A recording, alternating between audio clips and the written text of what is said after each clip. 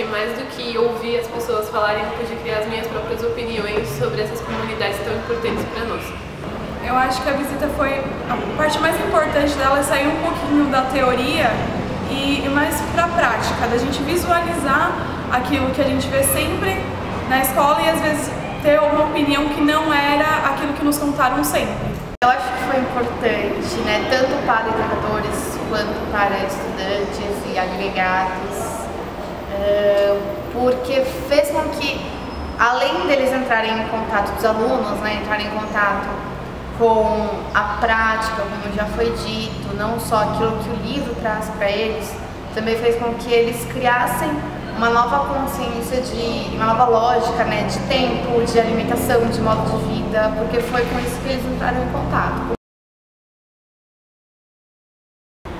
E a cidade foi empurrando-te, não é mesmo? Você foi ficando cada vez mais apertada, cada vez mais cheia. Poderia ser de ódio, mas não, encheu-te foi de vida. As tuas crianças correm por entre a mata como eu corria no meu quintal. Quanta agilidade, meus olhos mal os veem. Nasceste por dentro das árvores, e ela te abraça, você a abraça, amor. O que nós por aqui destruímos é para ti sagrado, símbolo de Deus. Fico na dúvida de quão sábios daqui realmente são, chegando perto de curar alguns males, destruindo o que nos mantém em vida. A verdadeira sabedoria está aí, contigo, conheces o segredo da vida. Faces de paz, faces de cansaço. Encheu-me de vida nova olhar para a tua luta e ver que ainda estás linda, com todas as tuas marcas. Eu achei as visitas importantes porque não só no sentido de estar aprendendo, passando e vivenciando essas experiências, foi importante passar daqui para frente, continuar, contar histórias da nossa vida mesmo, das nossas visitas. Isso auxilia bastante. As visitas foram importantes no nosso aprendizado durante o ano, porque além da questão histórica, teve várias outras matérias de estudos, geografia, biologia, e pode nos ajudar a formar um conhecimento mais crítico. O que eu acho importante falar nesse momento, independente de quem é educador, quem é aluno, esse aprendizado direto que foi possível vivenciar, indo aos locais, né, a comunidade quilombola, ao MST, a comunidade indígena. Naquele momento, as pessoas que nunca tiveram contato com aquela realidade estavam na mesma condição, tanto educadores quanto alunos. E essa possibilidade de ir a um local, conversar com as pessoas, observar, ter esse contato direto, sem intermediário, é fundamental para o aprendizado. Os quilombos, eles conseguiram, em 88, o artigo 68, que dá direito aos quilombos, né? Conseguiram, em 2003, o decreto 4887, que assegura o direito dos quilombolas e estende esse direito para os ministérios também. Um partido político, né, não vou citar quem que ele entrou com uma ação contra esse direito dos quilombos, uma ação alegando inconstitucionalidade desse direito. Bom, a briga é grande, né, porque a Lei Internacional do Trabalho assegura esse direito, diz que a lei brasileira não está correta, né, porque é uma repara por mais de 300 anos caminhando por meio do Brasil, então isso é tranquilo, mas esse partido, vou dar uma dica. Quem entrou com a ação foi o Demóstenes, que foi caçado esse dia, lembra do Demóstenes, o cara é grande, a justiça brasileira, foi ele que entrou com a ação. E está para ser julgado a ação, está para ser julgado. Então, tá, o pessoal começou a perguntar agora, dá um tempinho para eles. E aí o que acontece? Se nós perder a ação, entendeu? Aí vai complicar. Porque o que eles alegam que é a riqueza do Brasil, né? Soja, né? Cana, né? Cana é a questão do diesel, né? E minério, né? Minério. Só que o minério brasileiro foi muito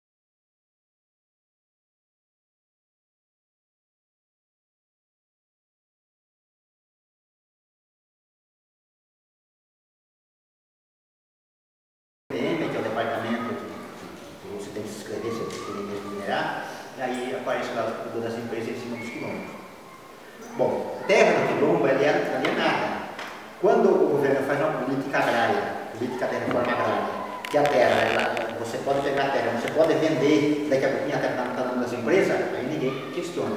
Mas quando o governo faz uma política que é para fixar na terra e é para fazer aquela questão contra o êxodo rural, quer dizer, fazer com que as pessoas da roça migrem para a cidade, para ser problema social na cidade, aí as empresas questionam, porque elas têm interesse naquelas terras.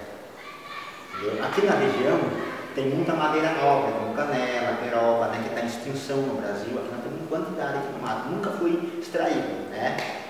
Isso as empresas querem, né? Minério, estéreo, entendeu? Água, né? Recursos hídricos. Né? Recursos hídricos é um bem, né, natural, não renovável, né? E que no mundo está acabando. Acho que vocês estudam. Isso sabe que a água está acabando, né? Pelo menos 2% de água total no mundo. Bom, o Vale do Ribeira, essa bacia hidrográfica do estado de São Paulo, o Vale do Ribeira, você vê de um rio, a classificação é 2, então a água limpa, a água que tem peixe, entendeu? Não tem poluição. Tá com sede, que é uma folha de caetê, folha de caetê é uma folha quase uma folha de banana, formato, pequena, se quebrar, dá para fazer um copinho, passar e bebe, água limpa, água potável. Bom, existe algumas empresas, uma empresa que quer fazer barragem no rio. Barragem para geração de energia elétrica, para levar para sua empresa de alumínio, produzir alumínio e exportar para os países da Europa em nome do desenvolvimento. Então, veja bem, não são pessoas pequenas, são pessoas não, que têm dinheiro, não é qualquer dono do alumínio, dono do cimento, dono do calcário, dono de fábrica de ferro. Então, veja bem, para produzir, para fazer a hidrelétrica, vai muito cimento, muito ferro, vai muito material que a própria empresa tem. Então, veja bem. Então, não é criança, não é neném. Cobra criada mesmo. Então, nós temos essa luta aqui. Nós temos existem 4 projetos de hidrelétrica no Rio, o último aqui para baixo. Se fazer as 4, nós temos que ser removidos, sair daqui, não sei para onde, né? E aí vai contra uma outra lei. Aí, ao remover, quilombo é quilombo, Deus de região vocal de origem. Saiu, não é mais quilombo. Aí vai contra uma outra lei. O que diz o artigo 215 e o artigo 216? A manutenção e a proteção dos antigos quilombos. Está lá. Se quiser ver, é só pegar o livro da Constituição Federal e ler esses 2 artigos. Então vai contra a lei maior do país. O sol forte e a terra seca nos faz pensar nos séculos que ali se passaram. É o mesmo sol. O rio corre perto da igreja.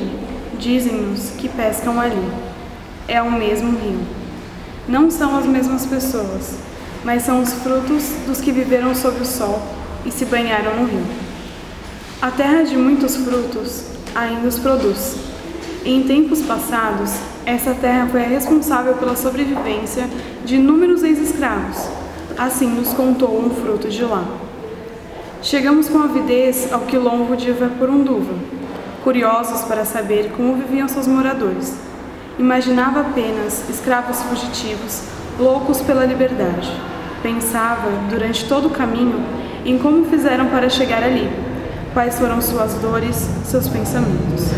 Surpreendi-me quando nos contaram que os escravos foram abandonados. Surpreendi-me ainda mais quando nos disseram que a dona deles, dói-me pensar que eram mercadorias, era uma mulher. Encostado em uma mesa de madeira, o fruto daquelas terras contava-nos toda a sua história, a história de seus pais. Dizia tudo com orgulho, satisfeito da terra que tinha. Era filho dela. Os escravos foram abandonados e resolveram se libertar. Não deixariam que os outros os capturassem.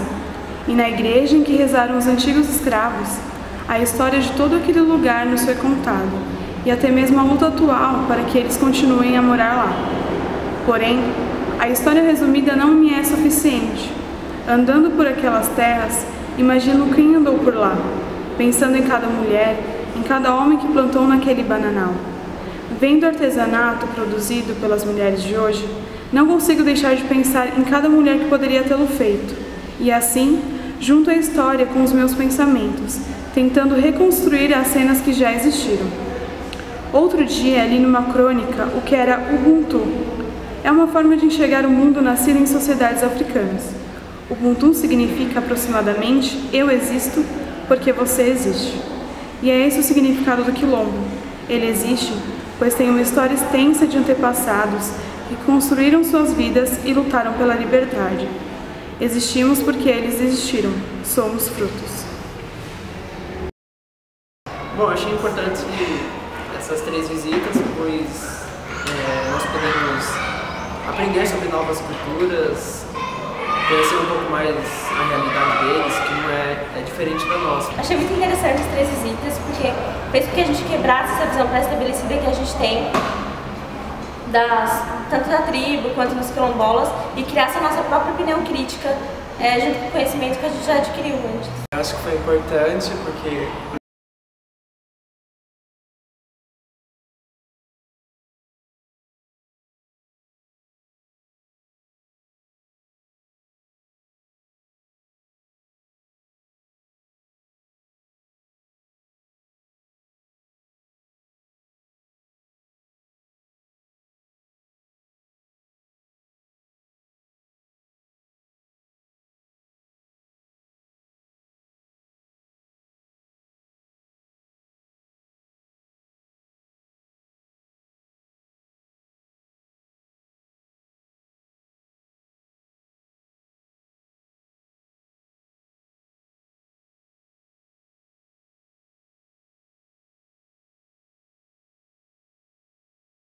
de várias tarefas, né? Então o movimento tem essa questão da organização muito presente, aí isso talvez vocês já tenham ouvido falar, né, do movimento, é que a mídia ele transforma a organização do movimento em contra ele, né? Fala, não, o movimento é perigoso, o movimento é... Mas o que eles têm muito medo do movimento é por causa da organização nossa. Sim. Tanto que quando a gente faz marcha, a gente faz... A polícia vê, ela fica espantada, assim, fala, nossa, como vocês são organizados, eles ficam até com medo, nossa, por conta da organização que a gente consegue fazer, essa divisão nos setores, nos núcleos de família. Então, desde o começo, desde o acampamento, é esse momento de organização da comunidade, e de organização para luta, para enfrentamento. Então, isso está desde o começo da ocupação até o final. Então, num assentamento, você continua, mantém a organização por núcleos de família, por exemplo. Que aí os núcleos de família vão ter representantes que vão estar na coordenação do assentamento, ou do acampamento. E aí o movimento também funciona em setores, que são os setores para pensar as questões básicas da vida, do cotidiano, e do que a gente quer construir. Então, desde o setor de educação, aí tem setor de formação, setor de frente de massa, setor de produção, então são vários setores que vão organizando o conjunto das atividades dentro dos espaços. Então, essa é um pouco a diferença entre acampamento e assentamento. Acampamento, processo mais inicial de luta, e assentamento quando você já está um pouco mais consolidado ali na área, e aí você começa a organizar dentro da área para produzir, para pensar toda essa questão de vida e produção dentro do espaço. Como que a mídia mostra o movimento? O que vocês já viram na TV sobre o movimento? Quem poderia falar? Normalmente a mídia mostra o lado negativo. Mas o quê? Falando que eles causam problema, que eles causam destruição, que eles acabam ocupando terras que não são deles. Normalmente eles sempre mostram o lado negativo, não o positivo do que eles fazem para as pessoas que moram nas comunidades. É tipo como se fosse um roubo, entendeu? Como se o MST estivesse roubando terras de pessoas e como se eles fossem marceneiros, desorganizados. É isso que a mídia mostra. Mas é ok. Chega a atrapalhar até a agricultura do local, que isso é ruim, chega a ser ruim para a economia, porque eles invadem uma área que tem uma agricultura, que tem um dono ali, e aquela ocupação vai atrapalhar a agricultura e possivelmente a economia. Alguém falou. É como se fosse como se não tivesse todos os dias aqui, sempre tivesse briga, sempre tivesse sempre alguma coisa, todos os dias. Tanto que eu já nem queria trazer minha filha. É verdade, porque a gente vê na TV, assim, parece que é baderneiros, né? Que vão chegar lá e tomar as coisas que alguém um dia, né, foi lá e comprou e chega lá, já entra e toma e faz aquela... Aí a gente fica... A TV às vezes mostra muito esse lado ruim mesmo. Esse helicóptero, né, sobrevoando, eu acho que é não é? Veja bem. Tem duas coisas, uma imagem que acho que ficou muito marcada, não sei se para o pessoal que é muito jovem, foi quando houve uma ocupação na Cutrale e aquele trator passando em cima dos pés de laranja. Eles mostram o quê? Um grupo de pessoas destruindo os coitados dos pés de laranja e a produção que poderia alimentar as pessoas. É como se a lógica do capitalismo fosse essa. Não é. Quando você precisa regular preço, você joga as coisas fora para regular preço no mercado. Então aquilo está dentro de uma lógica capitalista de distribuir produtos para alguma coisa. Então eles mostram isso que o pessoal falou. Há uma produção instalada, organizada pela Cutralha, uma grande indústria, e um movimentinho de bandidos vai lá e destrói toda uma economia, uma produção estabelecida. Uma outra coisa é um método de manifestação. Como aconteceu na Anhanguera, acho que há um mês. Foi em abril. Foi em abril? Nossa! Que houve um movimento, uma manifestação na estrada, e a estrada foi interrompida, né? Eles mostram, olha, o que essas pessoas estão causando na vida de quem está transitando pela estrada. E aí a gente recebe, né? Aqui todo mundo sabe que a mídia não é um ambiente democrático. A internet deve transformar muito isso, mas por enquanto a mídia tem donos que vão tratar do que querem da forma como querem, né? Norteadores do capitalismo é a propriedade privada. Então, quando você vai contra a propriedade privada, você está questionando a forma capitalista de organizar. Então, a mídia defende a todo custo a propriedade privada. Então, quando você tem qualquer medida que você questiona a propriedade privada ou você pensa a distribuição de terra, a mídia já vai ser contra. E isso mesmo pautado pela Constituição vai ser contra porque tem que defender a unhas e dentes do capital. Então, esse